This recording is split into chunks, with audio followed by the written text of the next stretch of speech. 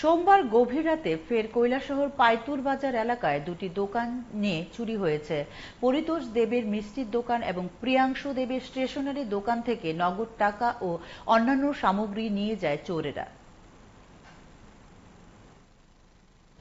প্রায় সময় চুরি হইতেছে। ওই যে মিষ্টির দোকান যে অরুণ স্থানীয় দোকান চুরি হয়েছে, কালকে দুইটা দোকান চুরি হয়েছে, এর আগে বাবুলদার দোকান চুরি হয়েছে, এর আগে নিমাই যে মাংস বিক্রি করে তার দোকান চুরি হয়েছে। আমরা পুলিশের কাছে আমরা আবেদন রাখতে চাই, আমরা এখানেও পুলিশ পাড়া দেওয়ার লাগিয়া এবং আমরা বাজারে যে সিসি ক্যামেরা আছে প্রশাসন থেকে সিসি ক্যামেরা ড্যামেজ, আমরা চাই যে সিসি ক্যামেরা দেওয়ার লাগিয়া এটা প্রশাসনের কাছে মানে আমাদের বাজার কমিটি থেকে আমাদের আবেদন। আপনারা কি এইভাবে লাগাতার চুরি হওয়ার পরে কি থানা জানাইছিলেন? জানানিয়েছি, আমরা থানাতে গেছি আমরা।